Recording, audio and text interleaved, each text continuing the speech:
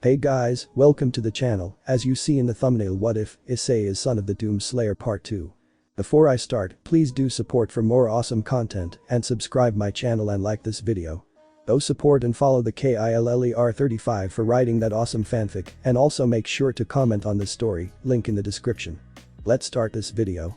Issei began to open his eyes from the sound of his alarm going off.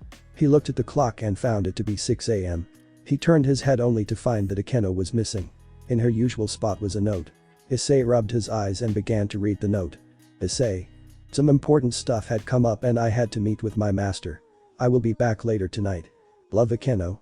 Issei threw the piece of paper to the side and began to get ready for his warm-up run. Since it was a Saturday, Issei walked out his front door and began his run. Issei ran almost the entire town's perimeter when he reached the park. Issei turned a corner when he ran into someone, causing them to fall. The voice said. Issei got up from the fall and looked at the person who he ran into. The person who he ran into was female. She had blonde hair and green eyes. What really caught Issei's attention was what she was wearing. She was wearing a nun outfit and had a cross around her neck. Are you okay? Issei asked as he held out his hand. See, the girl replied in Italian. Do you speak Japanese? Issei asked. The girl tilted her head with a confused look on her face. Great. How am I going to talk to her? Issei thought. Partner, let me help. Just focus on what you are saying. Demo said. Okay, Issei replied. Are you alright? Issei asked the girl. You speak Italian? Oh, thank the Lord that I finally found a person that speaks Italian. The girl replied as he took his hand. Demlos? You got to explain this later. My name is Issei. Yours? My name is Asia Argento. I was wondering if you could help me. Asia asked with a blush on her face. Of course. What can I help you with? Issei asked. I was assigned to church here, but I don't seem to be able to find it. Do you think you could help me find it? Issei pointed to the church on top of the hill. The only church around here is that one. It's been closed for years and no one has used it. Issei said, but thought something totally different. This must be the girl that the fallen angel spoke about. She will most likely be killed if I don't do something. Really? Are you sure? She asked with a concerned look. Yes, I am sure. I would recommend going back to your last church and staying there. Issei said, hopefully to make her leave. No. I was informed that I was assigned to the church here. I must go to it. Asia argued. If you insist. I will walk you to the church. Follow me. Issei said. Thank you, Issei. You were sent to me from the Lord. Asia said as she followed Issei to the church. Issei smiled. If you only knew. The two walked to the church on top of the hill. While the two walked, Issei tried to make the girl go back home. Each time Issei mentioned her leaving, she ignored him and continued. The two got to the front doors of the church. Like I said, Asia. This church has abounded for years. There is no one. Issei was about to finish what he was about to say when he saw the doors of the church open and saw a priest walk through, and the priest looked young and had gray hair. What Issei was concerned about was eyes. His eyes looked like a wild beast. Ah.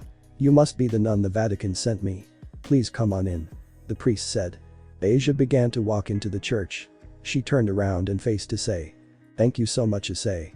I will never forget you and will pray for your safety.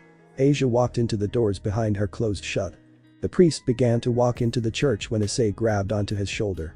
The priest turned around to face Issei. The priest was met with green eyes and bloodthirsty grin from Issei. I know what you are up to. Priest. If you think for a moment that you are going to kill her and take her gear, then you are going to be in for a rude awakening. Issei threatened. Ha. Stupid kid. All we need is a moment. The priest taunted. That is when we heard a loud scream come from inside the church. Issei looked into the church with a concerned look. He looked back at the priest and he saw a twisted grin. I guess they are starting early. The priest said. Issei grabbed the priest by the neck and picked him off the ground. Issei then threw him into the door, causing it to turn into splitters. Issei ran into the church. What he saw was 3 fallen angels by the altar. 2 in the air and 1 on the ground. The one on the ground was male. He seemed to be the leader of the group. He wore a dark robe of some kind. He also had Asia when his other 2 were in the other air. It seems we have a visitor. The male one said. Hammer, Maggie. Take care of this pest. I will go down and start the ritual. The man said as he left the room. Of course, don't seek, the both said in unison as they prepared their magic. It looks like we are going to have a massacre on our hands. Demo said. Indeed. Dryag agreed. Look at you two. I am really not in the mood to deal with lackeys. If you simply leave here now, I will not stomp you until your brain makes modern art on the floor. Ha. This should be quick. After all, you are just a human. Kamer taunted. Seriously? You should be on your knees begging for mercy. Maggie spat. The two didn't know what kind of hellish energy they just unlocked. Well, since you two put it that way. Issei said as he cracked his fingers. Looks like I am going to show you what real mercy is. Issei said as he drew demos. Kamer threw a light spear at Issei. Issei raised his free hand and caught it. Issei flipped the spear in the air and threw it back at Kamer. It caught its mark and hit Kamer right in the stomach. From the force of the throw, Kamer was pinned to the wall behind her. She seemed to try and wiggle herself out of it. Was a little victory. You will pay for that. Maggie screamed as she ran towards Issei with a light sword drawn. Maggie swung her sword at Issei. Issei stepped back to dodge the sword. She kept trying to swing her sword at Issei. Each time she swung, Issei was able to dodge with little to tell. Maggie was getting more angry with each failed attempt. "Die already," Maggie yelled as she brought the sword down in an attempt to hit Issei in the head. Issei deflected the attack and was able to cut her arm off. "Ah," she screamed. As Maggie began to fall, Issei stabbed her in the back, causing her to spit up blood. Issei removes demons from her back, causing her to slump over and not get back up. Issei felt a burning sensation in his left leg and pain like no other. Issei slumped to one knee and looked down to his leg. Issei found a light spear had just missed his leg but left a nasty cut on his thigh. Issei looked at Kamer and found she had unpinned herself from the wall. She was on her knees with her right arm reaching out like she had just drawn something. Issei, with a wild look in his eyes, launched himself into the air and with his right leg extended, brought himself down onto Kamer's neck. Crack. That is the sound Issei heard when he made contact with her neck. Issei looked down and saw that Kamer was no longer moving. Issei removed himself from her neck and began to track down the last one. He ran into the same room as Dohasik ran into and found stairs that lead to the basement. Issei ran downstairs and was shocked when he reached the bottom. Issei saw a sea of priests in robes that faced an altar. On that altar he saw Asia chained to a cross and saw Dohasik look towards the sea of priests. "It would seem you are more skilled than I realized. Let's see how much stamina you have, boy. Kill that boy." Dohasik yelled. Everyone in that room turned towards Issei, drawing weapons from there, and grew a grin at the sight. This is going to be fun. Issei thought as he ran into the crowd with demos in hand. Inside the Orc clubhouse, Riaz and her peerage were discussing a problem that they were having. "I have received some intel that a group of rogue fallen angels are occupying the nearby church. We have been tasked to eliminate the threat and gather up info about what they are doing here. Any questions?" Riaz said to her peerage. Kiba raised his hand. "Yes, Kiba." Riaz asked her knight. "If we attack the group, won't that be an act of war?" Kiba asked. "Well, since it is a rogue group, we have been given the okay from both the fallen angel faction and our leaders." Kaneko raised her hand. "Go ahead, Kaneko," Riaz said to her rook. "How many?" Kaneko asked. "They are supposed to be 4 fallen angels and a priest." "Do you know how strong the fallen angels are?" Akeno asked. Riaz turned her head towards her queen. "From what I can gather, they are low-level angels, so nothing to really worry about," Riaz replied. The group got into the seal on the floor and teleported to the church. The group had teleported themselves just outside the church. The first thing they noticed was the door. It was completely gone. "It would seem that we aren't the only ones hunting down this group," Riaz said as the group split up. The group walked in the building and found it to be totally destroyed. "It looks like there was a fight here," Kiba said. "Yeah, it looks like they didn't hold back. Over here," Kaneko yelled. Riaz ran over to the rook and found a motionless fallen angel. It was female and had its wings out still. It was on its stomach and was looking directly at the floor. It had her and her neck depressed into the floor. The rook lifted his head and began to examine it. The fallen angel's eyes were bloodshot and had a surprised look on her face. "Whatever killed her? It took her by surprise," Kaneko said as let his head go. "Found another one," Akeno yelled. The group walked over to Akeno and found another fallen angel. This one was slumped over within its back and was missing an arm. "It looks like this one was killed by some kind of blade or blasted off. It left some kind of energy in the wound and on the arm," Akeno said. "Whatever killed it. It certainly wanted to make sure it felt it," Riaz said. The group began to look around and look for clues to figure out what killed them, but that is when they heard movement in a room beside the altar. It sounded like it was coming out, so the group prepared themselves for a fight. Akeno conjured up some light magic, Kiba drew one of his blades, Kinoko put on her gloves and cracked her knuckles, and Riaz held a ball of destruction in her hand. What limped out surprised them. "Issei, is that you?" Riaz asked in surprise. It was in fact Issei. However, what shocked the group is what covered Issei. From head to toe, Issei was covered in blood. There wasn't a part of his body that didn't have blood on it. Issei was panting like he had just ran a marathon and had his hand on his thigh. "Yes, it's Issei," said as he limped over to a chair to sit down. The kendo ran towards Issei to make sure he was alright. The group also did the same but wanted to know what had happened. Issei sat down in the chair and began to catch his breath. A kendo began to look at his leg and make sure he wasn't going to bleed out. The group approached Issei with utter confusion on their faces and began to ask him what happened. "Issei, what happened here? Did you kill these fallen angels? Why are you covered in blood?" Riaz began to rattle off her question. Issei looked at her with a straight face. "Wow. You really like to make sure your club members are okay. Huh?" Issei asked sarcastically. "Huh?" Riaz asked, confused. "Never mind." Issei replied. "So, what happened here?" Riaz asked. "I got into a fight while I was on my run," Issei said. "That's it? You got into a fight with low-level fallen angels while you were running?" Riaz replied. "Yep. You killed these fallen angels. Who else? Why are you covered in blood then?" "They had some friends with them," Issei said, acting coy. "How many?" Riaz asked. "Well, go downstairs and check. However, I would recommend you get a mop and a fresh pair of shoes first," Issei said with a grin. "Fair enough. Kiba, go downstairs and continue investigating," Riaz commanded. Kiba ran downstairs and did as his master commanded. "So, nurse. How's my leg? Do you need to cut it off or I am going to live?" Issei asked Akeno. "You need a couple stitches but you should live," Akeno replied with a smile. An idea pooped in her head. "If that is all you need." Then Akeno took Issei home and got him switched up and cleaned up. Riaz said. "Understood, master," Akeno said as she picked up Issei and teleported him home. Just as Akeno left, a magic circle made itself around Riaz's ear. "Master, you might want to take a look at this," Kiba said. Riaz and Kanoko walked downstairs and when they reached the bottom, they were totally shocked. The whole room was covered in blood and dead bodies. There was so much blood that it reached Riaz's ankles when her foot made contact with the floor as human body parts floated in the Red Sea. On the altar they found a fallen angel had been chained to and his throat slashed. This wasn't just a regular fight. This looked personal. Kiba said as looked at one of the bodies. "Are you sure Issei did this by himself?" Kanoko asked. "Well, who else?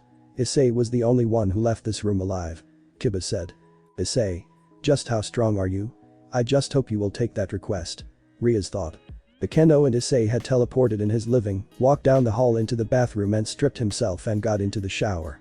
While in the shower he thought back to the fight at the church. "I just hope Asia is safe." Issei ran into the crowd of enemies. He swung demos in any direction he could. He swung with all the strength he had, slashing and cutting everyone who touched demos. As Issei put the presets into the ground with little issue, Issei began to make his way toward the altar. Issei made a small window for himself to get the altar. He ran up the stairs as the fallen angel began to finish up some kind of ritual. He got to the top of the stairs when he heard a Violet scream. Asia screamed in pain. "You're too late, boy. Her sacred gear is mine and there is nothing you can change that," Donasik taunted. Issei slashed the chains to release Asia from the cross. Issei caught her and laid her down on the floor. She wasn't breathing and wasn't moving. Issei looked at her with a single tear running down her dot. "What are you going to do? You're pathetic," Donasik said in a dismissive voice. However, Issei couldn't hear him due to the loud ringing in his ear. Issei got up on his feet and while his bangs covered his eyes, he replied with an ice-cold tone. "You are going to regret that." "How am I going?" Issei grabbed the fallen angel by the neck and picked him up by one hand. "You are all going to regret that," Issei yelled, lifting his head. Issei's eyes weren't green like they usually are when he got angry. Issei's eyes were blood red with black lines. Issei wasn't mad, Issei was pissed. Issei threw the fallen angel into the cross and wrapped him in chains. "What are Donasik?" said, scared out of his mind. Issei didn't allow him to finish his statement and slashed his neck. Issei began to walk back down the stairs as Donasik began to choke on his own blood. "Nobody is getting out of here. This place will be your doom and I am the slayer that does it," Issei bellowed. Issei ran back into the sea of priests slashing with even more strength than before. After about an hour Issei had killed everyone in that room. Issei began to walk back to the altar to pick Asia up and bury her. However, when Issei reached the body, a blinding light filled the room. Issei covered his eyes to make sure he wasn't blinded. "Issei, do not be alarmed. I am here to deliver that girl to where she belongs. Nothing more," a voice said in a calming tone. "Who are you?" Issei yelled, still covering his eyes. "It doesn't matter who I am. Just know that this girl will be safe where she is going. Till we meet again, Slayer," the voice said. The next thing Issei knew, the light and voice were gone. Issei looked where he put Asia down and found her to have completely disappeared. Do not be worried about her safety, something tells me she will be fine. Demo said. Elmo's what just happened? Issei, what just happened was you just met an angel. Demos replied. That was an angel? I haven't seen them around. That means Asia is in. Yep. I think she is perfectly fine. You should consider yourself lucky. Not many people see angels due to them rarely coming down here. Issei looked around and began slowly to make his way toward the exit due to how tired he was. What happened to me there? It was like I was someone completely different. Issei said to himself as the water dripped from his face. Issei washed the blood off his body and stepped out of the shower. Issei walked into his room when saw Akeno sitting on the bed. Issei's jaw hit the floor because of what he saw. Akeno was wearing a nurse outfit. Come over here. This nurse is making sure you feel all better. Akeno said in a lustful voice. Issei walked over with a big blush on his face. Issei sat down on the bed and Akeno began to heal his wound. After Akeno closed the cut, she sat on Issei's lap. Now, something to dull the pain. Akeno whispered in Issei's ear. Akeno Issei and pushed him down on the bed. The two made out for a while. Issei decided to take a bold approach and reached for her. However, a red circle appeared around Akeno's ear. Akeno, I need you to come back to the clubhouse. A request came through that you have to take. Ria said. Okay. I will be in soon. Akeno said as she stood up. Issei sighed. He was annoyed that her master interfered with their moment but knew that nothing he could do yet. Akeno Issei said goodbye and teleported out. Issei walked out into the kitchen and began to make some lunch. Issei made his lunch and took a nap on the couch while watching some awoke 2 hours later to a bright flash in front of him. Assuming it was Akeno, Issei opened his eyes only to find Ria's there. What do you want? Issei said in a bored tone. I hoping you have your answer. Ria's replied in a weird tone. Alright, fine. I'll do the request. Issei said, rolling his eyes. Ria's tackled Issei to the floor. Issei was able to have a closer look at Ria's. Her eyes were bloodshot and dried tears on her face. Save me, Issei. That is my request. Ria's yelled with tears in her eyes. Huh? Issei looked up at the ceiling in total disbelief. There was total shock and confusion going through his mind. Ria's was asking him of all people to save her. Issei was utterly shocked. Issei was able to pull himself from his thoughts and look down at Ria's. She had her head against his while she cried and repeated to say. Save me please. Save you from what? What is going on? Issei asked. Ria's looked at him with bloodshot eyes. She could tell that he needed answers. Ria's lifted herself off of Issei and sat on the couch. Issei followed and sat down as well. I am sure you know the Great War. Some parts. Issei decided to play dumb. Issei knew way more about the Great War better than most. A long time ago, the three main factions that make up the supernatural world went to war. Angels, fallen angels and devils fought each other. During the fighting, they managed to enrage a human, and as a result that human went on a rampage, killing any supernatural being. The devils took a very harsh blow and were nearly wiped out as a result. To increase our population when we have to rely on humans and turn them into devils via our evil pieces. My family has decided to force me to marry another devil family in hopes that we continue to keep our bloodlines pure.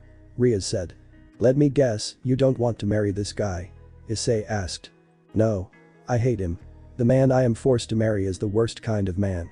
Ria said. Okay. That still doesn't explain why you are coming to me for help. Issei, you are the only human that I know that would be able to defeat him.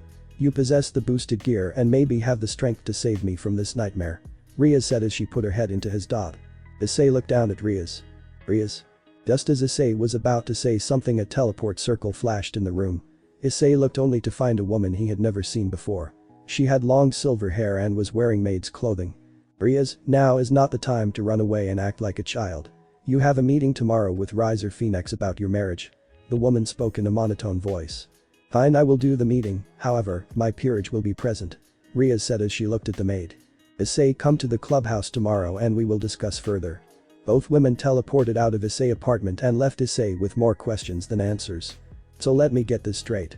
Ria's, my girlfriend's master, wants me to save her from a forced marriage and in return I get to date my girlfriend without worry. I think she is not giving me all the info here, so I will ask her tomorrow about the details. Partner, if I have a hunch on the family that she is getting married into, you should focus on the battle up ahead. The name Phoenix carries a lot of power in the devil world. Demel said. Powerful? Borderline immortal. Oh. Well, looks like I got to do some research on my possible challenger. With your current abilities you should be able to win, but it is going to be hard with his regeneration. So it's going to a battle of who can outlast the other. In that case I should increase my stamina just to be sure. Issei went into his room and began to research his future opponent to see if he had a weak spot. Issei woke up the next morning with a pile of books on his clock and saw that he had some time to get ready for the day. Getting his morning business out of the way, Issei decides to walk to school and prepare for a meeting with Riaz and Riser. As soon as he got into the gate, a student blocked him. "The student council would like to meet with you. Now," the male student said. He had dirty blonde hair and gray eyes. His tone sounded like he was smug. "Really? Now?" Issei replied. "Yes, now. Follow me," the boy commanded. Issei followed the boy to a room. The sign said student council and the boy opened the door. Issei walked into the room and found it to be similar to the orc, same layout to the room. The desk, chairs, everything. Behind the desk was a woman. She had short black hair and glasses that showed her pink eyes. She sat down behind the desk with a serious look on her face. "Partner. I know, Demlos. These are devils. Please sit down, Issei," the woman said. "Well. At least you're more polite than the other devil." Issei said while taking a seat. The woman leaned back in her chair with a weird grin on her face. "You really do your research, Issei. I just have a few questions for you. Don't you devils talk to one another. Just ask Gremory about me. Whatever I told her is what I am going to tell you." Well, Riaz doesn't like to say anything about something she has interest in. "Alright.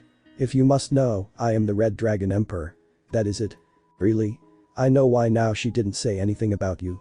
That would help her peerage and status. "Status? How is that a problem? She is the Devil King's little sister. Doesn't that mean anything?" Issei said in confusion. "In social standing, yes. In a raiding game, it means you have a target on your back. Since she is related to the Devil King, anything she does reflects on him. If she wins, it further gives the impression that the Devil King is strong. If she loses, it makes him look weak. A lot of high-ranking devils question our Devil King's decision and worry about their own power. If a child from a high-ranked devil beats Riaz in a raiding game, it makes the rest of the underworld start to question the Devil King and support the family that won. If she loses enough, the higher-ups question their leader. So what does that have to do with me?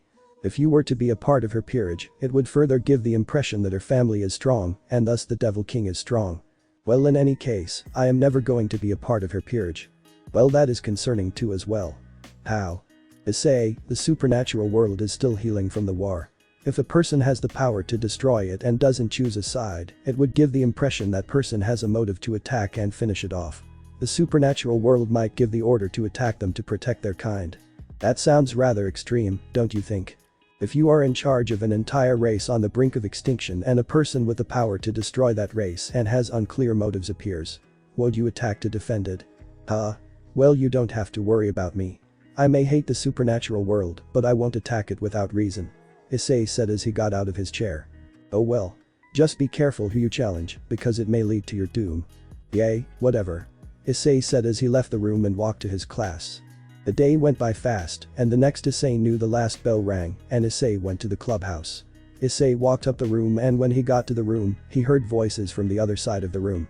"Riaz, how long do you plan to delude yourself in finding your Prince Charming? You don't have to look any longer, just marry me now," the male voice said.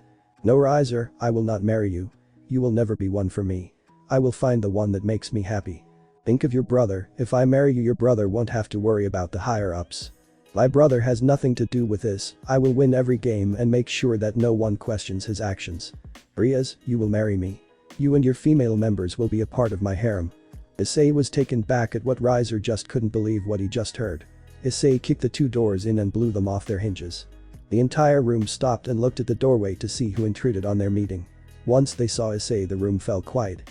In the room there was Riaz peerage Riaz, the woman from the previous night, and a male who had never seen before who he assumed was Riser. Riser was wearing a white undershirt and blood-red suit jacket and pants. He had blonde hair and blue eyes. "You are going to do what?" Issei yelled. "Who are you, boy?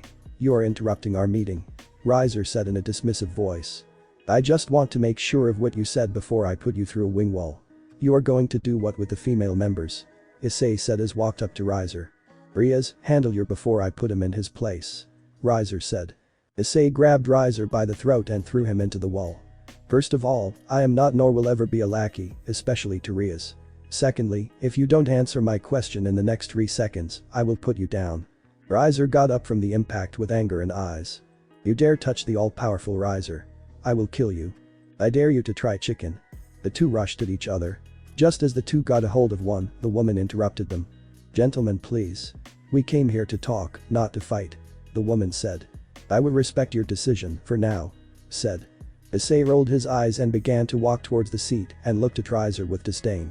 Riser, for the last time, I will not marry you. Riaz yelled. This isn't up for debate, Riaz, you will marry me. It's just a matter of time. I just hope it is soon so that none of your members get spoiled. Especially your queen. Riser said as he wrapped his arms around Akeno and rubbed her dot. Please no. Akeno whimpered. Riser didn't know the pin that he just pulled. Before anyone could do anything, Issei grabbed Riser's arm, pulled it away from Akeno and ripped it out of it, then kicked him into the desk, causing it to break in two. Riser screamed. Riser looked at Issei and yelled. You're going to pay for that.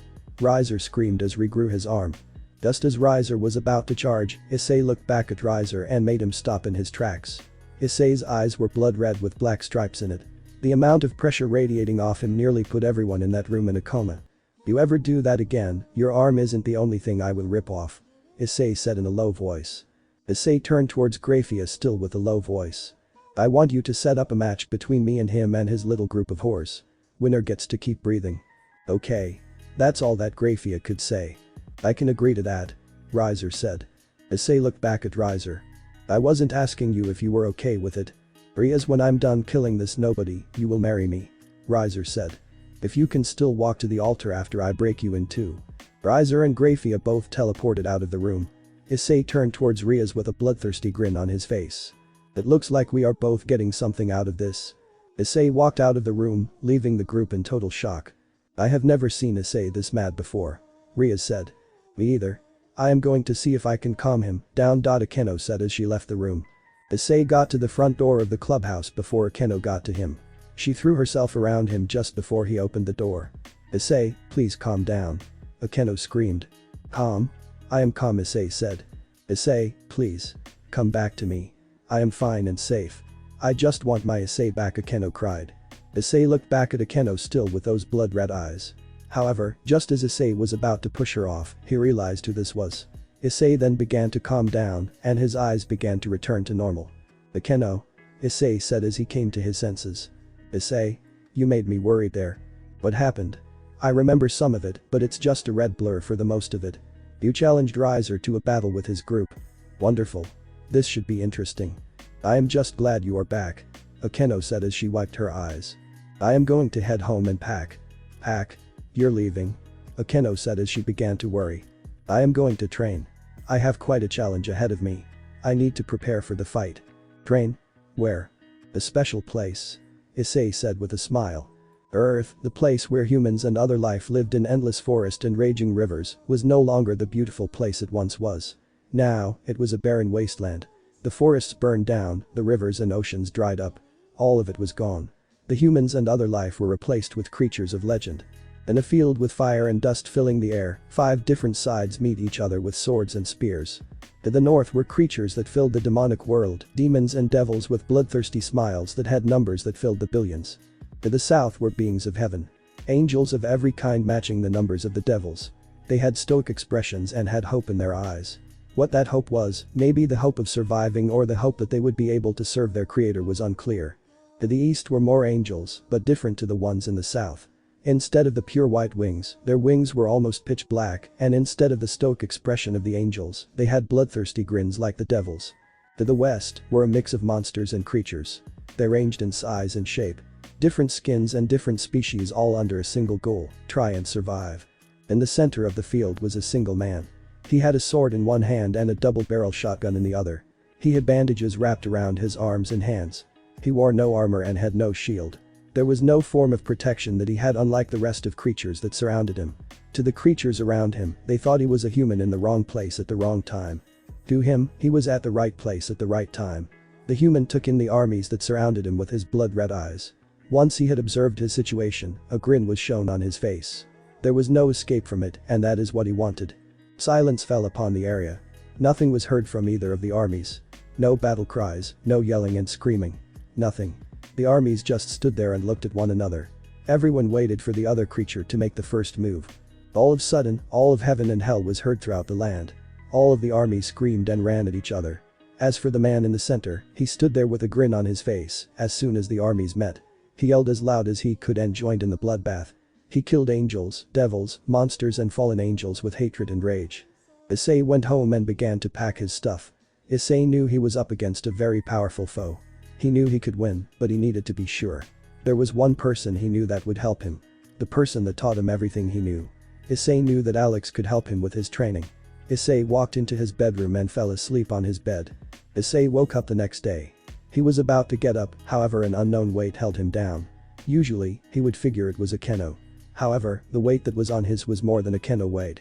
Issei moved his head to the left and found a keno laying down next to him. Issei turned his head to the right. Issei was totally in shock about who he found. Riaz was lying down next to him and sounded really surprised that Issei was naked just like a keno. Issei was about to go completely berserk, but Akeno shifted her weight and Issei knew she was getting up. Issei looked at Akeno as he guessed. Akeno was opening her eyes and a single thought ran through Issei's mind. Shit. Akeno looked up at Issei and with a smile. Akeno shifted herself up towards him. Good morning. Good morning Akeno. Issei said as he was trying to figure out how to get out of the situation. What's wrong? Akeno replied. Nothing. Issei, I know you too well. Something is wrong. Well, when you came over last night, did you come alone? Yes, why? Well, it looks like someone decided to follow you in. Issei said while looking down at Riaz. Akeno asked while following his eyes. Both of them looked at Riaz who was still sound asleep. She shifted herself and wrapped herself around Issei's arm and had a small smile on her face. Issei sighed and removed his arm from Riaz's hold. When he got his arm free, Riaz's smile went away and she began to toss and turn. She soon began to open her eyes and lift herself from the bed. Riaz was met with a confused look from Akeno and an impassive look from Issei. Riaz didn't read the atmosphere well because she decided to snuggle closer to Issei. Good morning Issei. Riaz said in a whispered. Riaz, what are you doing here? Issei asked. I would like to know as well, Master Akeno said as she clung to Issei. Well, you said that Issei was leaving today. I wanted to know where he was going. So you decided to sleep in my bed. Naked. I wanted to make sure you didn't leave before I asked. Besides, I always sleep nude. Akeno and Issei looked at one another before turning towards Riaz. Issei knew that she would annoy him till his ears bleed. So, he decided just to tell her. I plan on training with my aunt Alex. She taught me everything I know. If anyone can prepare me for the fight, it's her. Oh okay. I was going to ask you if you wanted to train with us. My peerage and I plan on going to my family's villa and train. Master, I have a request about my training. I was hoping I would go with Issei and train with him. Akeno asked. Riaz looked at Akeno and squinted her eyes. Issei on the other hand was losing his mind. Does she have a death wish? If I brought her with me, Alex might kill her on sight. Why? Riaz asked.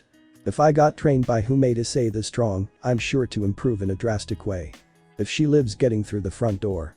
Issei thought. Alright. I will allow you to train with Issei. Riaz said as she got out of the bed. She headed down the hall towards the bathroom. However, Issei noticed a sad look in her eyes as she walked away, but he decided to let it go. Akeno, my aunt isn't as forgiving as I am. She might Issei said looking towards Akeno. Issei. She is the only one in your family and I want to make sure she likes me for me. Issei looked into Akeno's eyes. He knew that there was no way he could convince her otherwise. Alright. Just brace yourself. I can handle her, Issei. Not for her. The training. Riaz was in the shower thinking about her situation that she had roped herself into. This feeling that I have. Why do I feel like this? How come whenever I picture Issei and Riaz are battling each other, I feel like I've been just hit in the stomach with a hammer? This isn't something that I usually feel. I have used people before to get what I want, but when it comes to Issei, I feel terrible for involving him. After bluffing about selling off Akeno, I felt like I wanted to dig a 8 feet hole and jump in it. I never intended to take her off. I was desperate for someone to take care of it and it was the only card to play. This strange and awful feeling is growing by the day. I just hope Issei is able to save me and maybe this feeling will go away. Riaz stepped out of the shower. Riaz looked in the mirror when she noticed tears falling from her face. She was crying and she had no idea why. Riaz pulled herself together and began to prepare for the day. Riaz made her excuses and left the apartment while Issei and Akeno finished packing. When the both of them finished, the two headed downstairs to catch a cab and head to Issei's aunt's place. It was about noon when the two arrived in front of the country house. The two walked beside one another with their luggage in each hand. Just as the two reached the front door of the house and about to knock, he hesitated. Akeno, you can leave right now, I won't think any less of you for doing so. Issei said. Akeno rolled her eyes and knocked on the front door of the home. Looks like it's too late to run now. Akeno replied. A few moments went by when Alex opened the door. Issei? What are you doing back here and who is this girl with you? Alex questioned. Can we come inside? I will explain it in detail. Issei said. Alex let the two inside and they walked towards the living room. The two sat on one couch while Alex sat on the opposite facing the two. Alright. What is the matter, Issei? You look like you are about to wake. Issei collected himself before he spoke. Issei knew if you didn't explain himself in a proper way, a bloodbath would arise. Auntie Alex. I need your help. I am going up against a rather strong enemy and need to prepare for a fight. Oh really? How did you get into this fight? I would assume you did it to protect her, Alex replied while pointing at Akeno. Well, you are half right. Akeno is one of the reasons I am in this fight. If I didn't accept this fight I would have lost her forever and there is no way I could let that happen. Issei is right. I am sorry that he had accepted this, but he did it to protect me. Akeno piped up. Akeno? Oh, Akeno. So you're the girl that Issei talked about so much. Issei accepted a fight on your behalf, but why would you need to be protected? The other reason. You see, Akeno is being used by her master as a bargain chip, so I have to help her master get out of marriage. Master? Akeno is part of a devil peerage, Alex. Alex squinted her eyes at Akeno. Issei could tell Alex was going to need more convincing. Issei, you know what you are. You know what devils are like. How do you know her master isn't going to betray you after you save her from this marriage? My master is many things. She would never go back on her word, especially with the stakes so high. Oh? Who are you facing, Issei? He sounds very important for a devil to keep her word. Riser Phoenix. Alex's eyes went wide at the name. Phoenix. You are going up against the KFC clan. Why in the world do you need help with them? With your power now you could easily stomp them into the ground. Mo said the same thing. I need to be sure that I have strength to do so. His regeneration is going to be an issue throughout the fight, so I have to have more stamina and power that would last the fight. You do make a good point. It would make for a challenging fight. I know you disapprove of this, Alex, but it's the only way to save the one person I love the most. Disapprove? You misunderstand, Issei. I don't care if you pick fights with a few devils. You could slay half of the underworld with your current power. I am simply concerned with the circumstance surrounding the fight. However, if Akeno puts that much faith in her master, then I will help you with both of your training. Thank you, Auntie Alex. I would let you down. Issei, go unpack your stuff, I want to talk with Akeno alone. Issei got up from the couch with a concerned look and went upstairs to unpack. You really are a unique one, Akeno. Am I sorry? Issei has never worried about someone this much before. When I was training him when he lived here, his only concern was you. Issei doesn't even worry about himself that much. You must be very important to him. Do you feel the same way? Issei is my world. I worry about him every day. He takes on monsters and demons leagues above him and he doesn't even worry about his own safety. When Issei fights he has one thing on his mind. Rage. He fights until he wins or will continue to fight until his last breath. That's how all slayers fight. I have heard the stories, but I never believed them till Issei told me all of it was true. Does your master know who Issei is? No. She only knows that he has the boosted gear. However, I think she is suspicious of Issei's true power. Why would you say that? When Riser came to the clubhouse he tried to grab me. Issei lost his mind when he did that. His eyes became a different color. He became something that was borderline demonic. Huh. I didn't think he would unlock it this quick. This makes my training that much easier. Unlock what? From what you told me he unlocked the Slayer's state. The Slayer's state? What's that?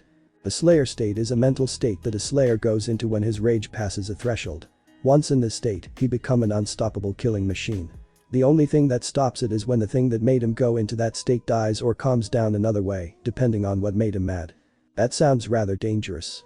That's the idea. The point is that we Slayers exist to protect humanity. It has been in our bloodline since the first Slayer. It's a safeguard to let every demon and angel know that humans are not just flock. I know who unfairly treats weaker classes, especially mixed races. Something tells me that is a personal issue you have to deal with. Yes. I am. Akeno hesitated. I am half fallen angel and half devil. Alex didn't say anything. Alex only raised her eyebrow and had a small grin on her face. Indeed. That is troubling. Devils aren't overly fond of mixing their kind with other races. Which means you are from a powerful family or have a lot of power. I won't ask about your past or your family. I just have one question. Who is your master? My master is Ria's Gremory. Alex changed her expression to a somber look to that of pure joy. Gremory, really? That's hilarious. What is so funny? That clan was part of Lucifer's personal harem. They were so useless in the Great War that the Devil King ordered them to ensure the devil population didn't die by whoring themselves out to every devil family they could find. I guess old habits die hard. Akeno giggled at that information. Anyway, I will let you go and unpack. If Issei trusts you this much, then I will trust you as well. I must warn you, Akeno, my training will push you till you reach your limit. I understand. I will give it my all. Akeno said as she got up and went to unpack. Why do I get the feeling that she just didn't come here for the training? Alex thought as a small smile appeared on her face. In the underworld, Grafia was approaching the throne room of Surzich's throne room. She knew that he needed to know about the match that was going to take place. She also needed to tell him about Issei and his power. In all of the foes she had faced, she has never felt that amount of power before. Even when the Great War was going on. What really concerned her was that it came from a human. The only person she could think that had that much power was him. However, she knew he was dead. The fight that put him down was the longest battle she was ever in. She had to tell the Devil King about Issei and warn him about him. Grafia opened the doors to the throne room to find Surzichas sitting on his throne. Grafia, what can I help you with? Surzichas said in a soft yet attentive tone. We may have a problem, my king.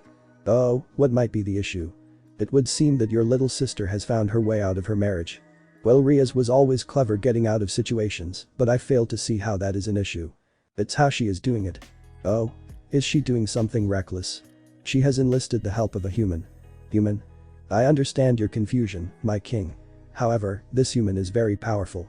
How powerful? His power almost surpasses him. Surzich's eyes went wide. Grafia, are you sure? I was in the room when some of his power let loose. From what I felt from him, there was no mistake in it. Surzichas got up from his throne and walked towards Grafia. I need to be sure that he has the right amount of power before I do anything. I need to feel his power for myself. He is going to fight Riser and his peerage in a couple days. It would seem we have to use him to confirm your report. Grafia, if what you tell me is correct, then Riser stands no chance to win. I do feel bad for using our own kind, and it would look bad that the Devil King did not look after his kind, so I need you to go and warn him before the fight, and if he disregards your advice, then he has sealed his own fate. What do you plan on doing if I am correct? What needs to be done to keep our race safe? Grafia was outside the Phoenix estate. As soon as Surzich told her to tell Riser about his potential doom, she teleported to the estate. She knew that if Riser faced Issei with his power now, it would be a one-sided massacre. She knew he had to convince either Riser or Issei to drop the fight. Grafia knocked on the front door of the home. The door opened to reveal Riser's little sister Ravel. Grafia, what are you doing here? Ravel asked. I need to speak with Riser. It's important. Is everything okay?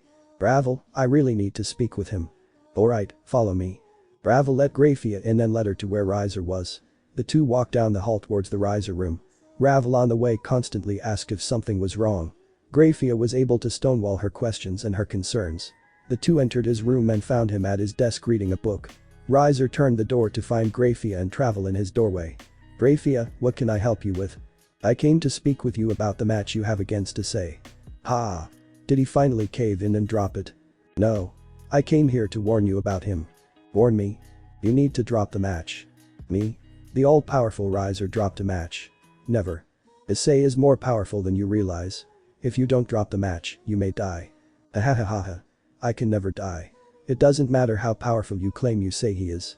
Riser, I don't think you realize the power you are playing with. He has the power to take on and win. You don't stand a chance. Grafia. The immortal bird pumps in my veins. I have nothing to fear from a lonely weak human. If you don't drop this. Enough, Grafia. I have heard enough.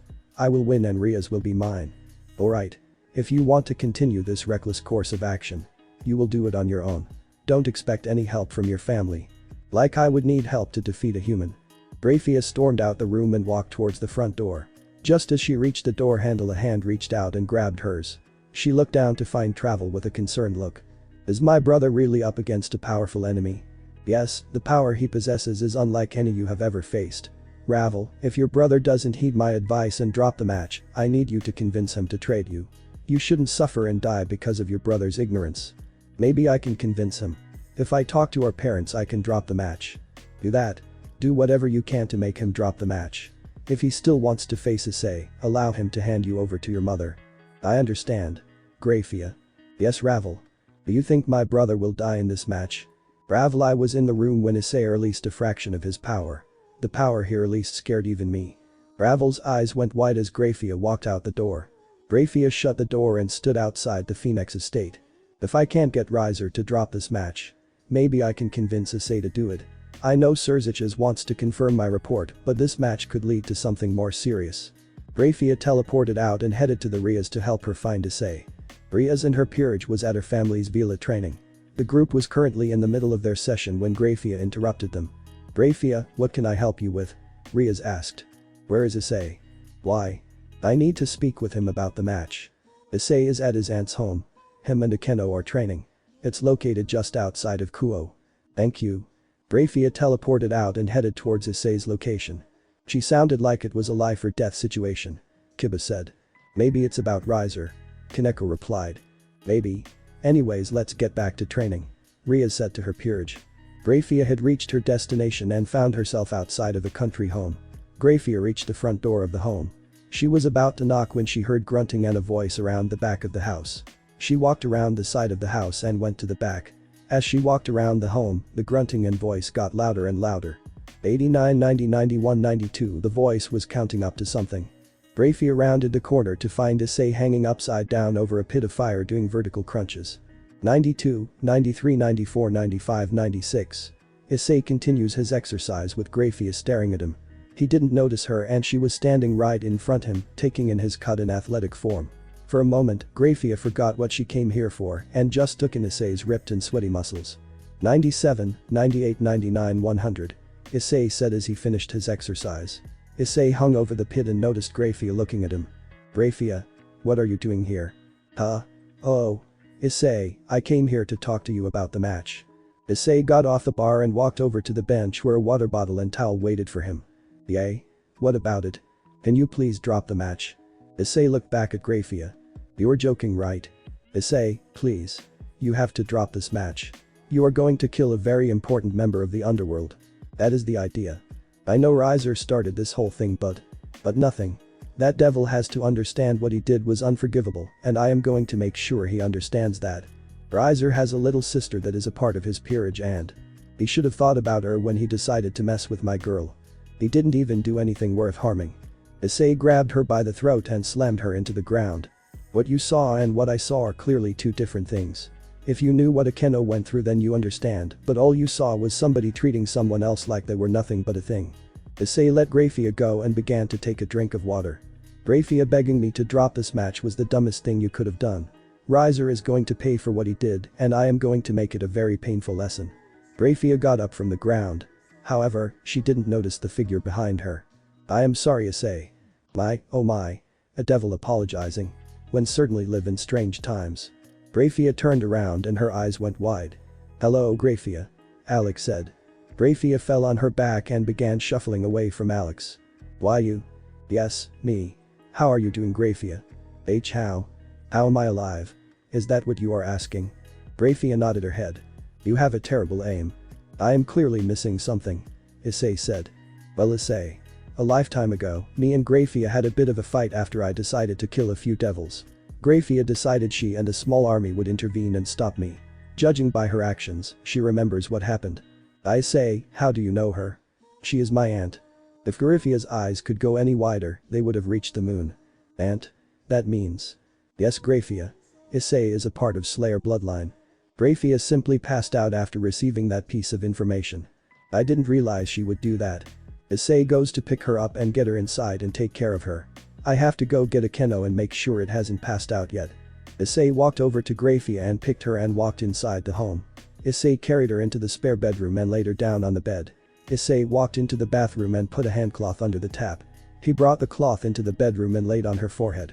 As Issei watched Grafia sleep, a thought came to his mind.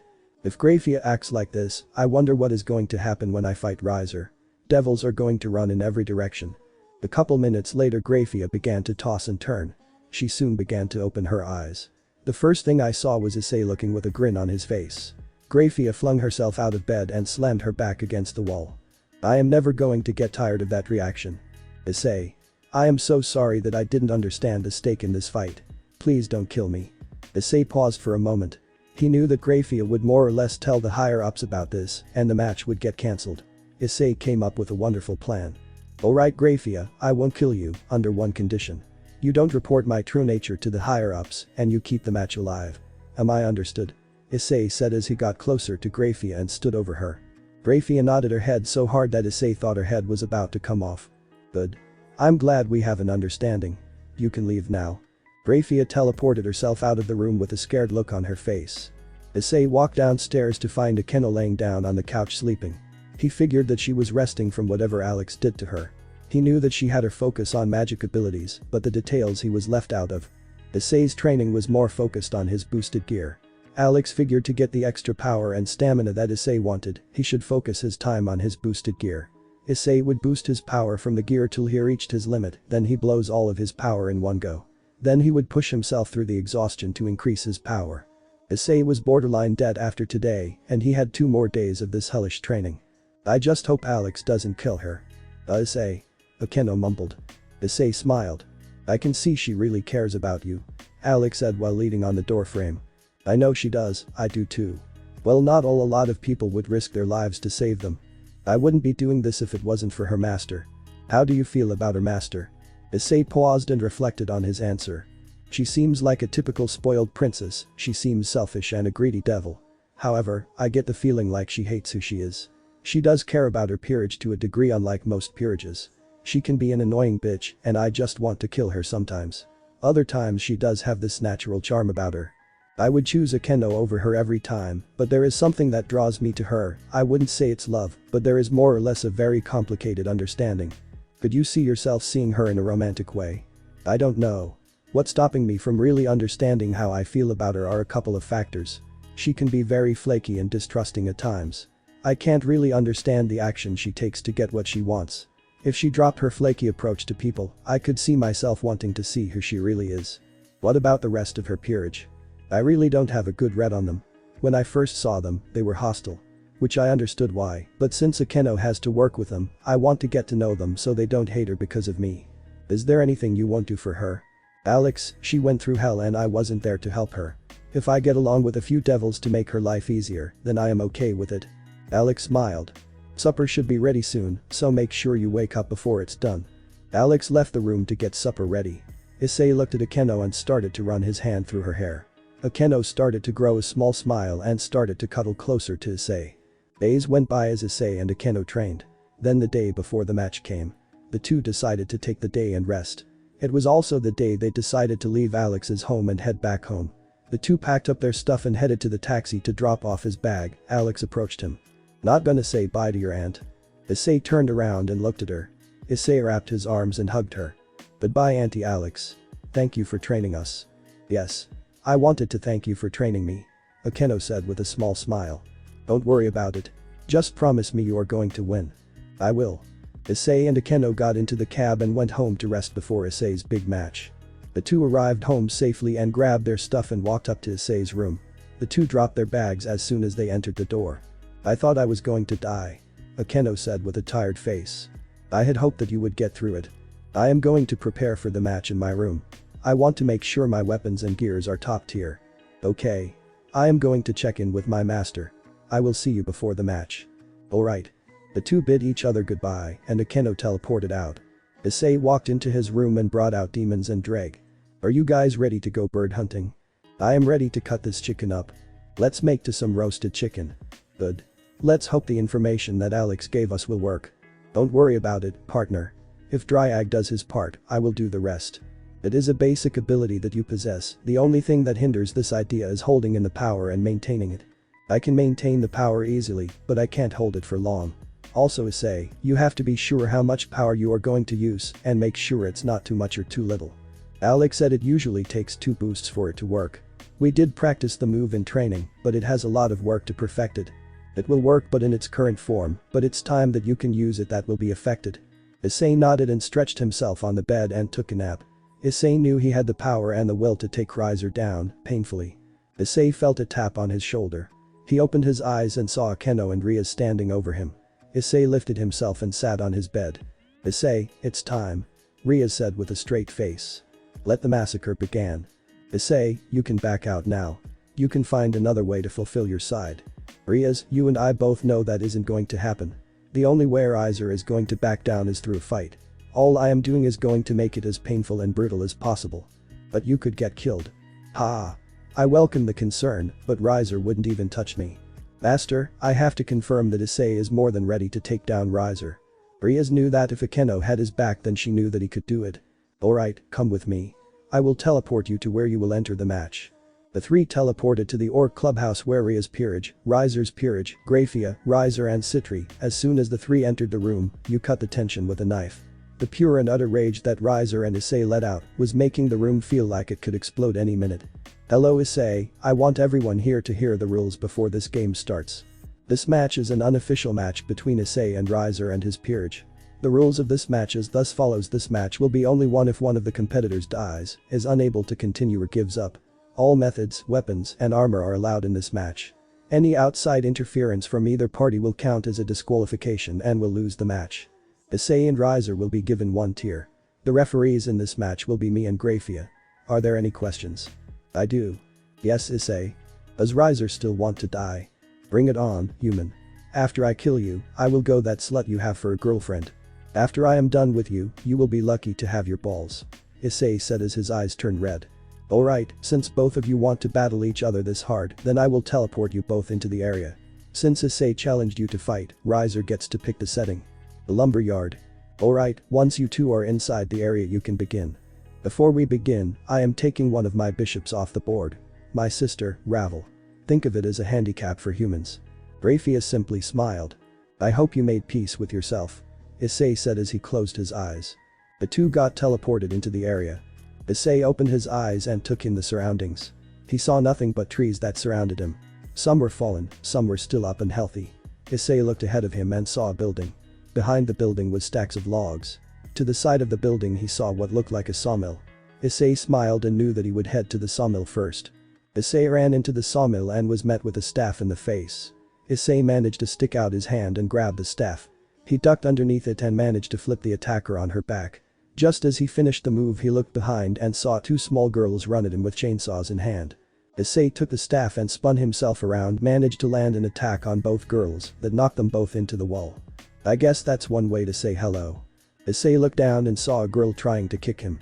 Issei grabbed the leg and pulled her toward him. Issei took his foot and kicked her in the knee, causing it to snap. Issei lifted his foot and brought it down on her head, causing it to smash like a watermelon. Without a second thought I ran over to the girls with the chainsaws and picked them up by their necks. He threw one across the room and smashed the other one into the ground. The one Issei threw landed head first into a wall. The other one was implanted into the floor. Issei looked down at the girl and saw no movement from her. Issei walked towards the exit that led further into the sawmill. As he walked through he looked at the girl on the wall. Issei walked over to her position and lifted her head up. He noticed that her head was dented inwards, she had missing teeth, nasty cuts all around her face and a missing eye. Well, just to be sure. Issei activated his boosted gear. Boost. Issei grabbed onto her face and crushed it with his right hand. Her head exploded into pieces causing blood and brain to paint the wall and floor. Well, that was a nice warm-up. Who's next? In a room, Riaz and her peerage, Surziches and a few high-ranking devils watched the first interaction that took place. Well, that was a bit much. Riaz said with disgust. That's Issei. When he fights, he uses everything. Akeno replied. Still though. I think that was a bit of overkill. If he does that to the members of Riser's peerage, what is he going to do with Riser? High-ranked devil said. I rather not. Riaz, how did you come across the Red Dragon Emperor? Surziches asked. He goes to the same school as I do. We should start sending scouts to local high schools to see if we can't find more like him. A high devil jokes. As they chatted, Grafia spoke over the area. Riser's 3 pawns are out. A human managed to take out 3 pawns like they were nothing, not a lot of humans can do that. Surziches said in surprise. Hush now. It looks like something is happening. Riaz said. Issei walked through the sawmill with a bloody grin on his face. To Riser, this was just another match. To Issei this was a hunt. Nothing will stop him from doing what he is going to do. Issei finally made his way to the lumberyard. There were piles and piles of wood for miles. Issei stepped outside and was met with an explosion that flew himself backward. Are you still alive? A voice yelled. Issei's reaction to the voice was to lift himself and yell back. Hum and find out. Issei ducked out of reflex and managed to dodge punches from 2 girls. One girl black hair that came down to shoulders. She had greenish eyes and had this blue dress on. The other punch came from a girl that had some weird mask that covered half of her face. She had short brown hair and had grey eyes. Issei grabbed the fist from the short-haired girl and kicked the other girl. After he kicked her, he flipped the other one over his shoulders and threw her into a wall. Issei engaged the other girl with such speed that she didn't see him coming. As she was getting to her feet, Issei landed a football kick to her face, causing her head to go through the ceiling. Riser's rook is out. Issei turned around to get rocked through a wall. Issei landed on his feet and ran back to take care of the other one. Issei ran through and tackled her to the ground. Boost. Issei mounted the girl and raised his left hand. With his boosted gear active, he landed haymaker after haymaker on her. After landing a few good hits on her, he raised his fist and looked her right in the eye. I am going to even up your face for you, free of charge. Boost, boost, boost, boost, boost. He threw his fist and popped her head like a pimple.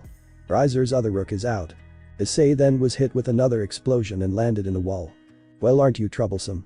Issei looked up to find a group of women standing in the doorframe. They all had different height, hair color, and fight styles. I should thank you. Thank you. How hard did you blast him, you balloona? A catgirl said. This way I don't have to waste my time hunting trash down. Issei rushed towards the group of women with unrestrained rage.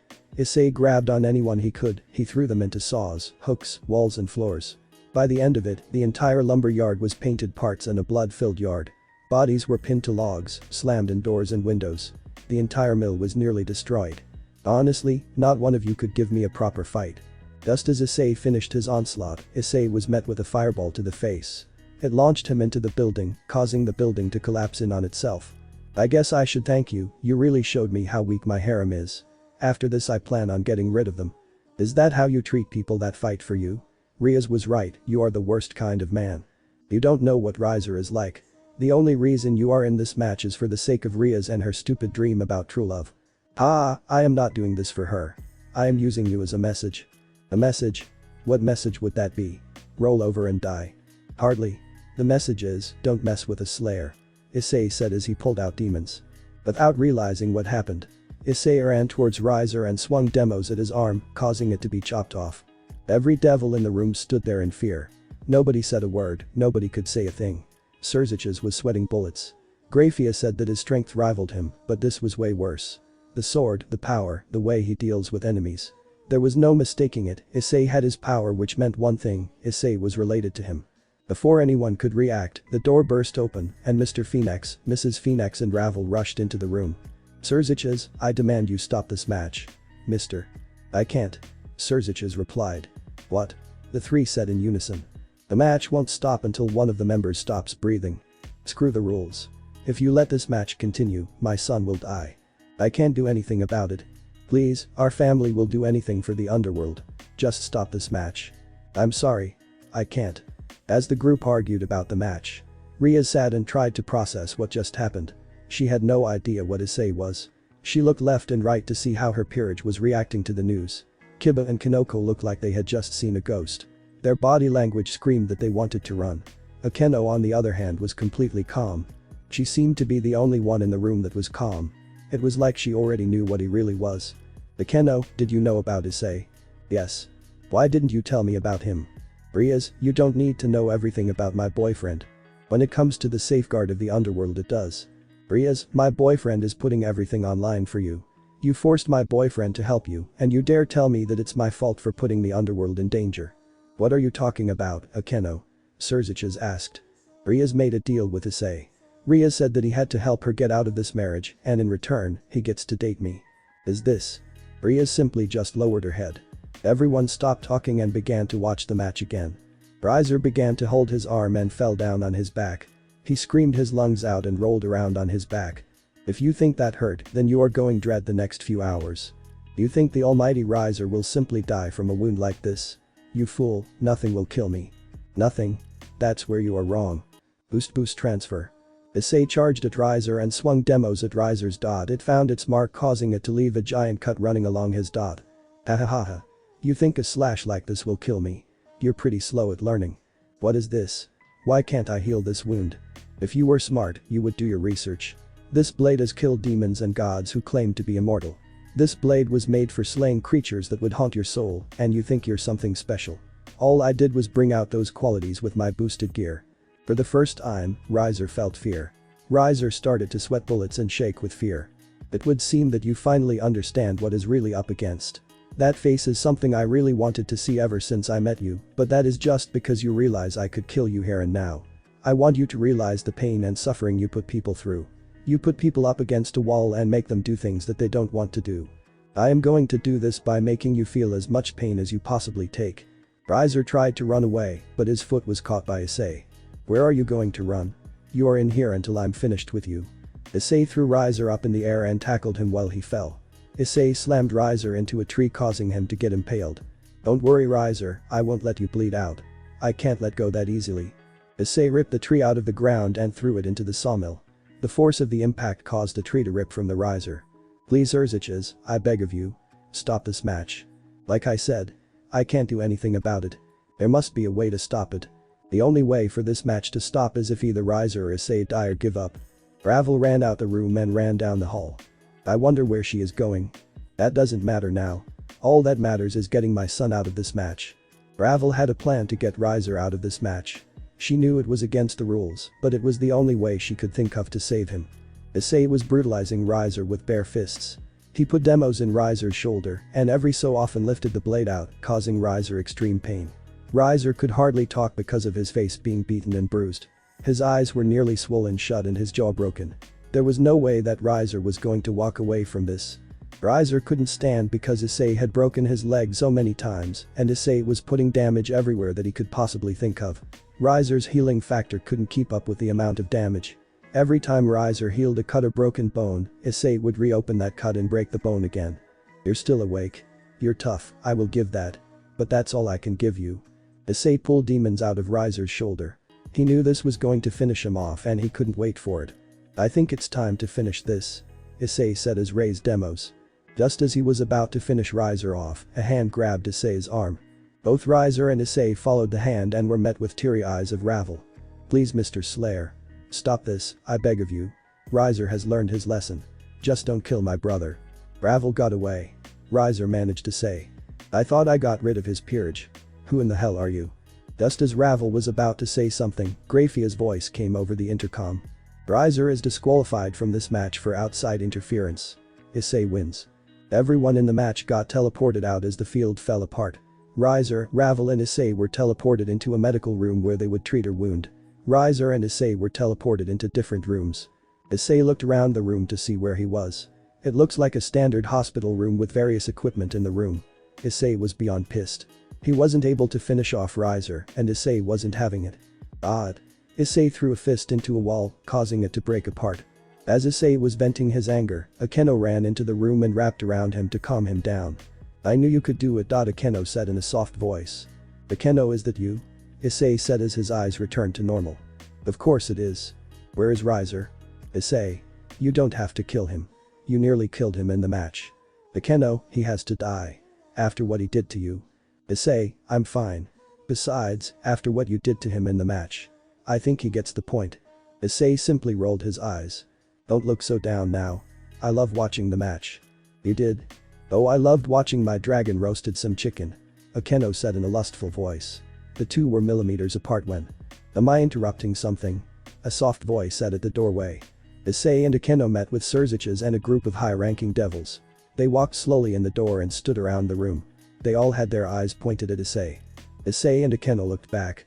Issei looked up and down at Surziches and the rest of the devils. You must be Surziches. Issei said as he pointed at him. Yes, I am. So what do you want? I just wanted to congratulate you on your victory. I was watching the match. Like what you saw. Remind you of the good old days. It did.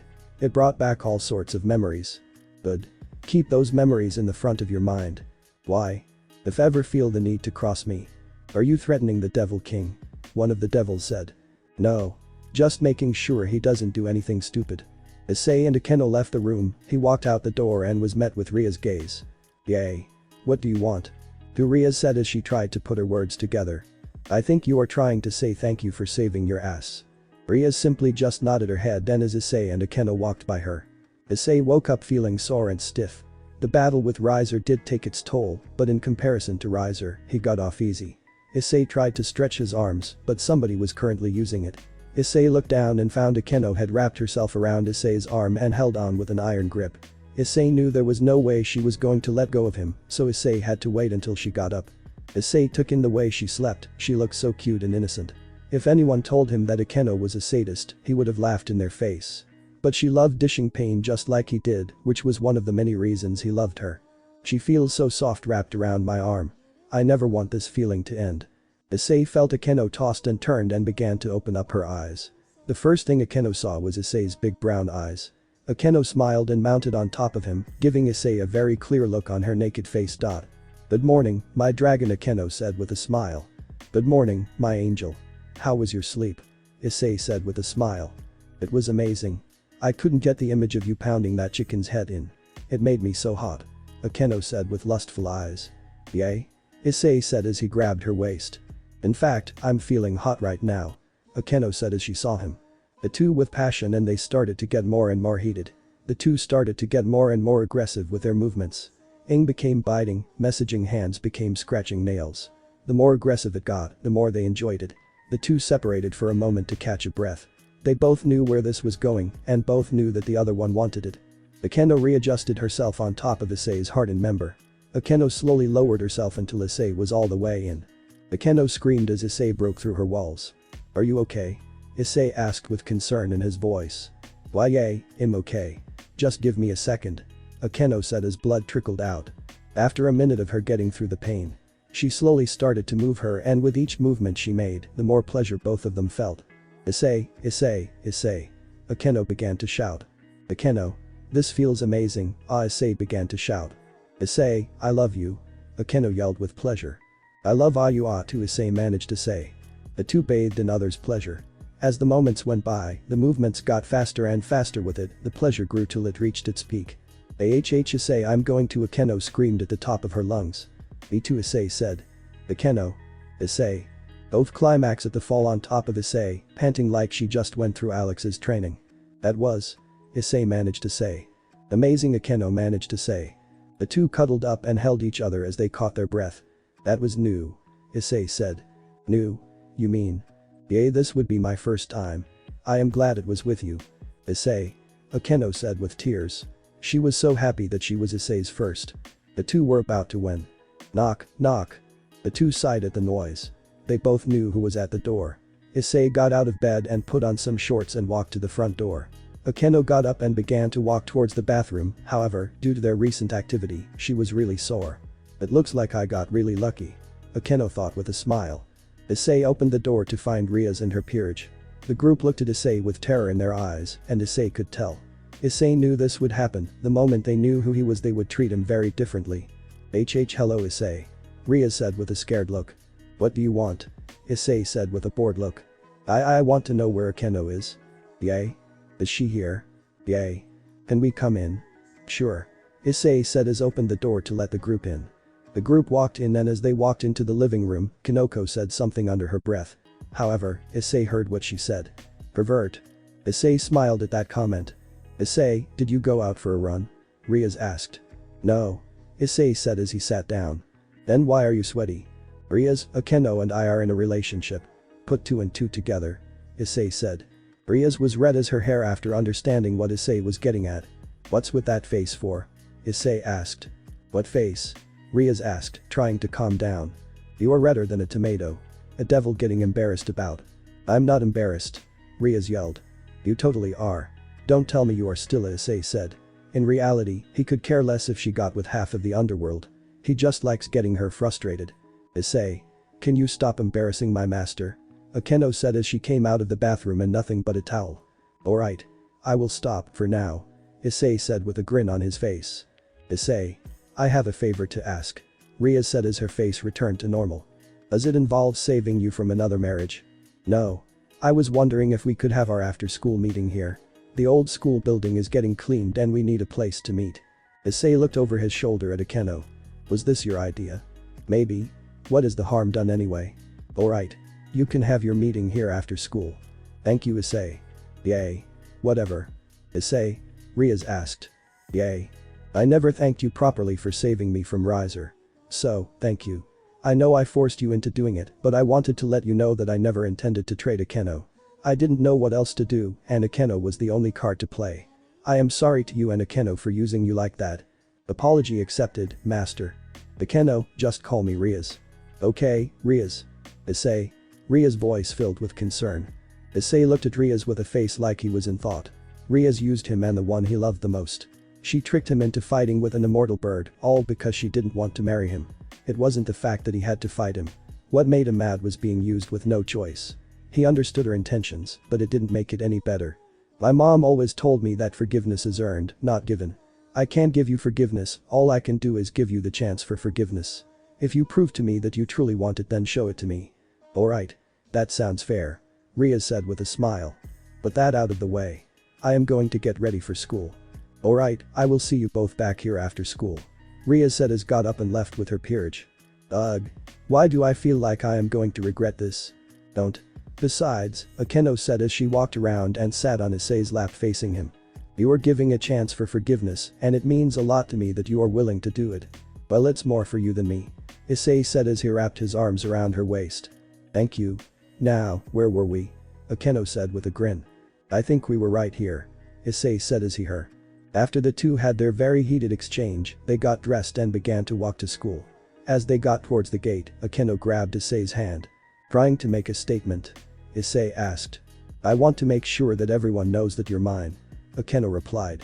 Well, then let me follow your lead. Issei said as he was on the dot. Issei, you lucky bastard. A male yelled.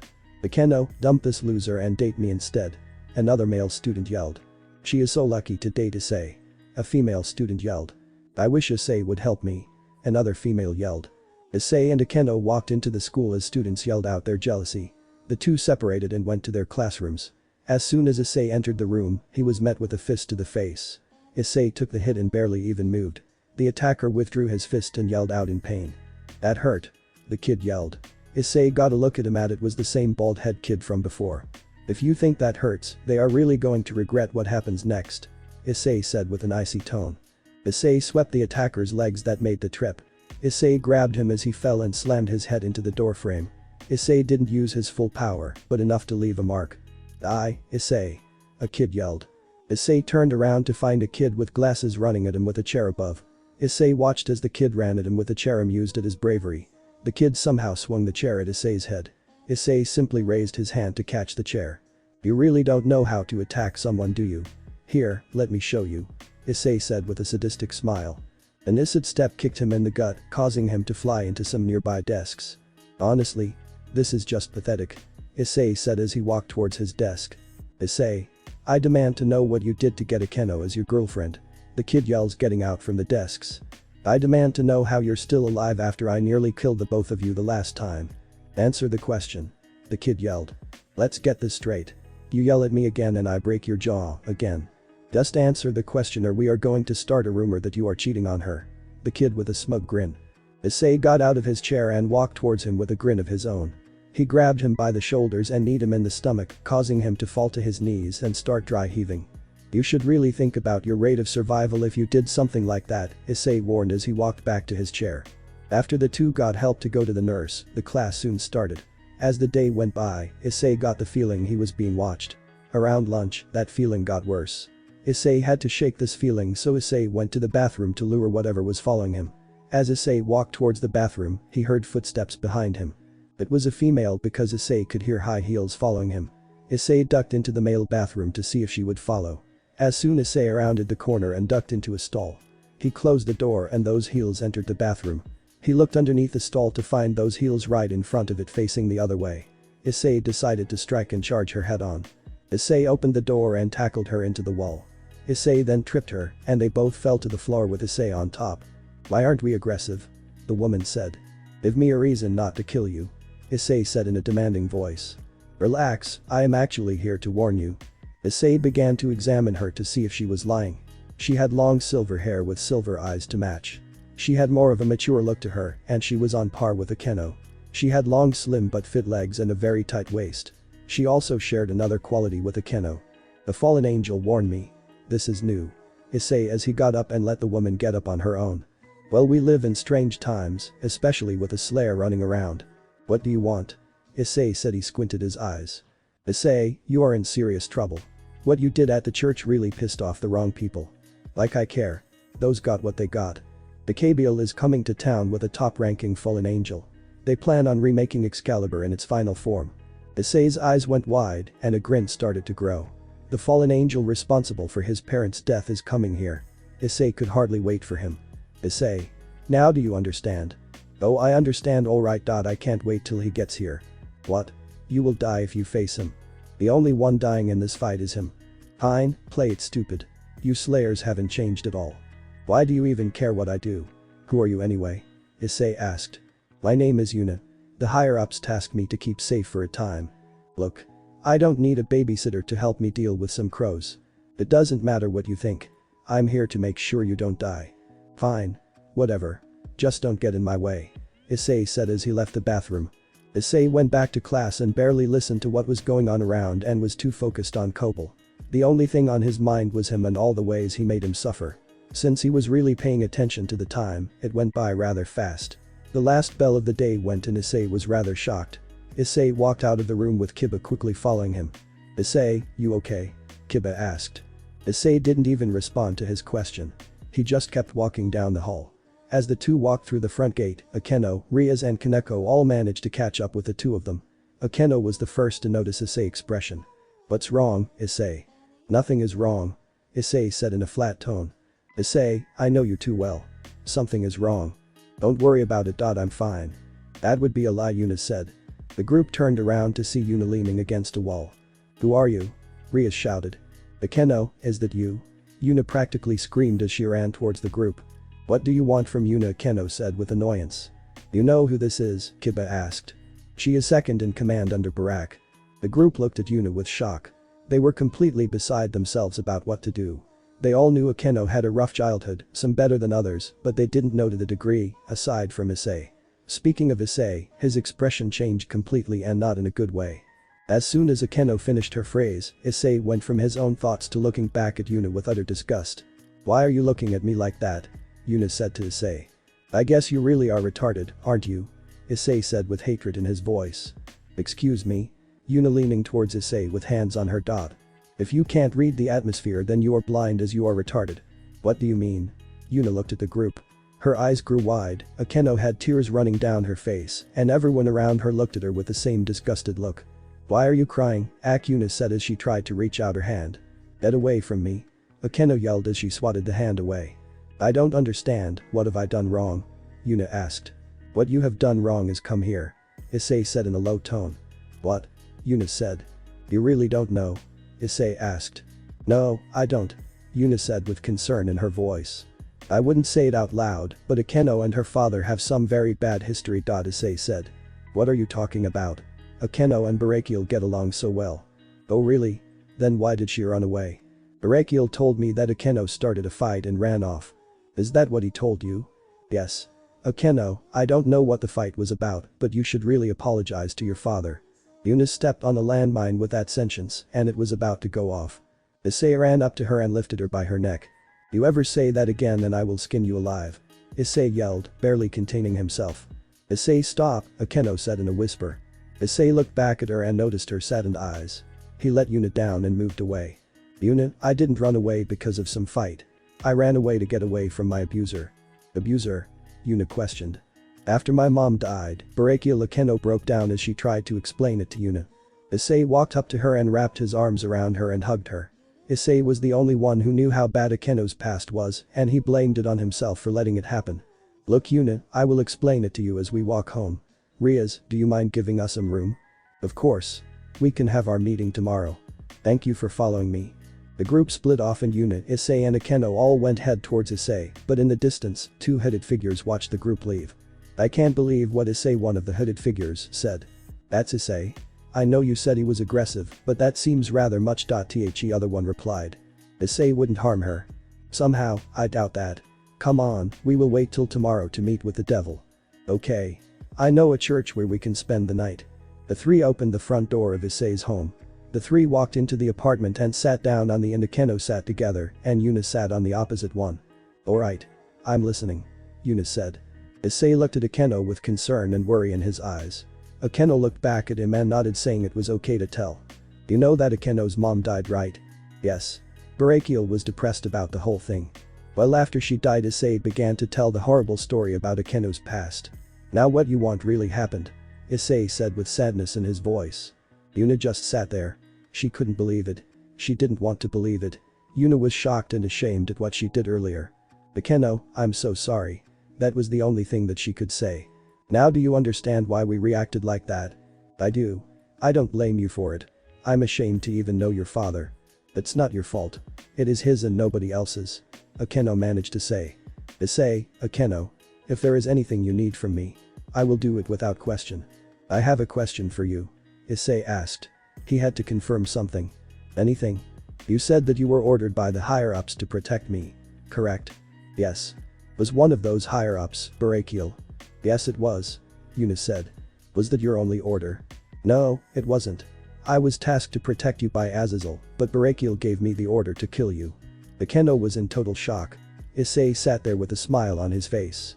But why? Why would he order that? Akeno asked. He said that you were a potential problem and you needed to put down if you got in the way. Of what? Akeno asked. I think I know. Issei said. Both of them looked at Issei. Yuna. You said the Kakabiel was coming here to make Excalibur in its final form. Yes. My theory is that Kakabiel and Barakiel are stonewalling Azazel while Kakabiel makes the sword. But why would Barakiel help him? I think I know the answer. Demlo said aloud. Demlos? Sorry partner.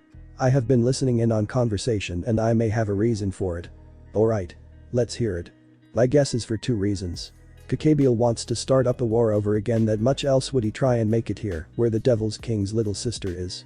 Barakiel wants to get rid of you because to get Akeno. That sword holds a lot of power and I know that for a fact. How would you know that?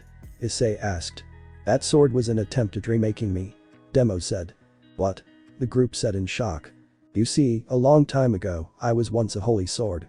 However, the creator was killed by the devils in the Great War. The devils stole me and brought me to the underworld as an attempt to remake me into a weapon that would only harm angels. In the process, they managed to make a demonic sword but still could kill them in a flash. They tried to fix what they had done, but the original Slayer found me and made me his. Ever since, the angel faction has been trying to recreate me, and Excalibur has been the closest they have ever gotten. Did Excalibur break you? Issei asked with concern. That toothpick. That thing could barely even make me chip. Had me worried there. I wouldn't relax just yet. It may not harm me, but the user could die from it. Demo said.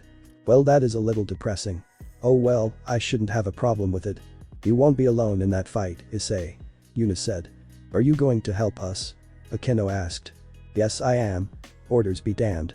Yuna said with conviction. Alright. More the better. Issei replied. Anyways. I should probably head back to my room. It's getting rather late. Yuna said as she got up and head for the door. Okay. See you around Yuna. Issei said. Oh and Akeno. Yes. If there is anything I can do to help you, I will do it without hesitation. Thank you Yuna. Yuna left the apartment. Akeno looked at Issei and saw his expression. Issei? Can we trust her? Issei said with concern. I don't know if I am being honest. She has never broken her word while under him. So maybe. She sounded like she wanted to help and she didn't see like she would betray us. I am going to keep an eye on her. Going after a harem, are we? Akeno teased. Hardly. Besides, I got all the women I need in my life. Issei said with love in his eyes. Akeno cuddled closer to Issei. She was so lucky to find a boyfriend like him. The next day went as usual, a boring routine. Not that Issei was complaining about it. Sure, he liked using a devil's head as a golf ball as he worked on his drive game, but he did enjoy the peace and quiet.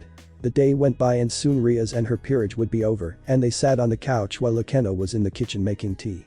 A knock was heard at the door and Issei went up and opened the door. Issei saw Ria's, Kiba and Kaneko on the other side and greeted them the same way as he always did, with sarcasm. Akeno, your master with the big and red hair is here as well as pretty boy and the mute. Excuse me? Ria said with shock. Issei, what did I say about greeting my master? Oh right, your master with the small and red hair as well as in the closet and jailbird. Issei. Akeno yelled but tried to hold back her laughter. Fine, fine. Your master and her peerage is here for the meeting. Thank you Issei. For your information, I do talk. Kaneko said as she walked through the door. Ria's and her peerage sat down on the couch as Akeno served them tea. Alright. I have added up your contracts for the month and here are the results. Kiba had 10. Kaneko is 15 years old. Akeno had 24. The feedback from each contract was fairly positive, except for one that you had Kaneko and Kiba. It said that you didn't fully comply with the request. Do you have anything to say about it? Well, he was half drunk when I got there, and when he was about to get to his request, he fell asleep. Oh. In that case, I will forget about it. Kiba. According to your reviews, you have been rather aggressive towards one of your clients. The client wanted me to harass and stalk his ex-girlfriend. Why? He mentioned that he wanted to keep tabs on her so he could find a chance to go and assault her. Riaz, where do you find your clients? Issei asked. We hand out our contacts around the downtown district. Why? These clients sound like degenerates. At least someone agrees with me, Kiba said. What do you mean? Issei asked. I have been trying to get our master to move our location more uptown to avoid these kinds of people. Like I said, Kiba, we couldn't reach our most valued clients. Riaz said. Valued clients? Issei asked. Usually people come to us out of desperation or out of greed. Downtown is filled with people who are in need. Issei rolled his eyes. He was about to make a comment to Riaz when he noticed her expression. Her eyes were wide and looked like she was scared of something. Then Issei felt a powerful aura behind his front door. He looked at his front door and walked towards it. Knock, knock. Issei opened the door to find two women on the other side. Issei examined the two with interest. One girl had short blue hair and brown eyes. She had something wrapped on her back and a white robe that covered her from head to toe like the other girl. The other one had soft brown hair that were tied in twin tails. She had purplish eyes and carried a wrapped sword in her hand. She had a smile plastered on her face, unlike the other girl who had a stoic expression. Can I help you? Issei asked in a bored tone.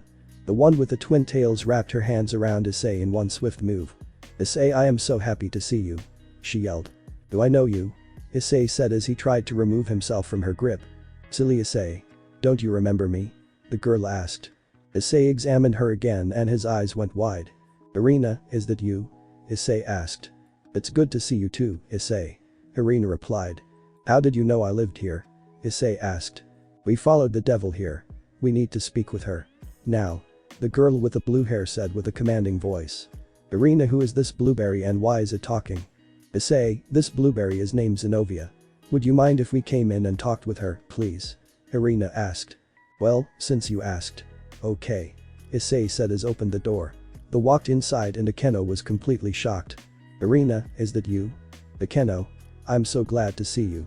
Irina said as she ran towards Akeno with a hug. Akeno yelped in pain. Akeno. Irina said as she backed up. Sorry, it's just a cross on your neck. You're a devil now. Irina said with shock. It's a long story, will we talk about it later? Okay. Irina said. Akeno. Who is this? Riaz asked. This is my best friend Irina. You know someone from the church. She moved away a couple of years ago, but I didn't know she joined the church. Well. You know a lot of interesting people in Akeno. Are you the devil that is looking after the area? Zenobia asked. Yes. We need to talk to you about our mission. Mission? So you are here on official church business then? We are. We came here to tell you to stay out of our way while we are here. You know. It isn't wise to threaten a devil. It can lead to some very painful outcomes. Riaz said as her eyes went red. It isn't a threat, it's a promise. Zenobia said as she grabbed the wrapped sword on her back. You two come into my territory without proper clearance, then you threaten the devil looking after the area. You must be asking for a painful lesson on how to do things properly, Riaz yelled as she stood up. Zenobia, please stop. We are here on a suicide mission already, don't make this task more difficult. I'm sorry for my partner's behavior. Thank you Ernia, at least someone is respectful, here. Riaz said as she calmed down and sat back down. My partner and I are on a mission here, and it is very dangerous in its nature. We wish that you and your peerage would leave this matter to us and not interfere with our business here. What would that mission be? We have received information that Kakabiel has a plan to make the final form of the Excalibur sword. Issei and Akeno looked at each other with surprise. Issei looked at the surprised look from Riaz and Konkyo. However, Issei noticed the look from Kiba. The look Issei knew all too well and was very familiar with. The hatred and anger in his eyes, the white knuckles of his clenched fists. Kiba looked vengeful and that really made Issei concerned. Well, I must say that is a troublesome event. Though only sending 2 agents is rather foolish. We are holy sword users and we have God on our side. 2 agents are plenty to take care of this godless creature. Zenobia said. Zenobia, enough. Here I thought pride was a sin. Fair enough, I will allow you two to operate in my territory till you finish your mission. Thank you. We will take our leave then. Issei and Akeno should catch up sometime while I'm in town. Irina said as they walked out of the apartment. Master, I have some business to attend to. Excuse me. Kiba said as he walked out the front door. Alright. I think I will conclude the meeting here. Issei, thank you for having us. Ria said as she left with Dot. Why do I get the feeling I am missing a couple of key points here? I was hoping that Kiba wouldn't get involved with this. Akeno sighed. Why? Kiba has a terrible history with that sword. History? That sword has the power to destroy devils in a single swing. The flaw of the sword is finding a user being able to weld it. The church tried to artificially make a user to weld the sword. This project was made by the church and called the Holy Sword Project. Kiba barely survived the project. I guess me and Kiba have something in common than revenge. Issei said. Knowing Kiba, he is out looking for Kakabiel right now. Well, at least it was good to see Irina again. Maybe we could help out. I don't think Rias would take too kindly to knowing that I helped the church out. I guess you are right. If I can get Irina, Kiba and Zenobia to help me find Kakabiel, it would make things a lot easier to track him down. What about defeating him? The only help I'm going to need with him is getting rid of his bones after I rip him in two. Did I ever mention that when you talk like that, it really gets me in the mood, Akeno said with a lustful gaze. No, but I love that it does. Issei said as he closed the distance. The next day after he got up, Issei went on his morning run. As he ran he noticed two hooded figures standing outside on a street corner. Donations for the church. Please help those in need. This is outright pathetic, Issei said. Issei, what are you doing here? Irina said in surprise. Well, I was going on my run, but now I'm wondering why my best friend is begging on the street for money. Well, you see, we ate all our rations that we brought with us and we had money for food. Irina said with a red blush on her face. Come on you two, I'll buy some, I need to talk to you two about your mission. The three walked into a nearby restaurant and the three ordered their food. Thank you, Issei. You truly are a believer of God. Zenobia said. That's very hard to believe, but thank you for the compliment. Anyways, Issei, I went to visit your home yesterday, but the house was burned down. Did something happen? That's what I wanted to talk to you about. A couple of years ago, a fallen angel killed my parents. Issei said in a sad tone. Issei, I'm so sorry to hear that. Irina said with tears in her eyes. I'm fine, but I had gathered some information that my parents weren't the intended target, I was. That fallen angel was ordered by a high-ranking fallen angel, Kakabiel. Zenobia and Irina were both shocked by this information. I see now, you want to help us. Issei, you don't have any powers. How could you help? Irina asked. Well, that comes down to the reason Kakabiel attacked me. Do you know who the Slayer was? You mean the only human who fought the Great War and managed to kill half of the fallen angel faction? I have heard the stories, but he is nothing but a myth. Well, I am part of his bloodline. I'm also the Red Dragon Emperor. You're lying. There is no way you are part of his bloodline. He is nothing but a myth. Zenobia shouted. I assure you, he isn't a myth. Alright. Prove it. They say that he carried a sword that no holy or demonic sword could. What was that sword called? Zenobia asked. Demlos. Issei answered. No. You can't be real. I refuse to believe it. Zenobia yelled. It doesn't matter what you believe. I'm real. As the two argued, Irina sat in the booth confused and shocked. Her best friend from childhood was related to one of the most feared warriors of the Great War. This was both a shock and a gift. Issei, how strong are you? Irina asked. Kakabiel would need an army to bring you down. In that case, Issei, would you mind helping us with our mission? I thought you would never ask. Issei said with a grin. Thanks for watching this video. If you really enjoy this video, like, subscribe and comment down below and turn on that bell notification. Don't forget to support and follow the KILLER35 for writing that awesome fanfic, and also make sure to comment on this story link in the description. See you in the next video. Goodbye.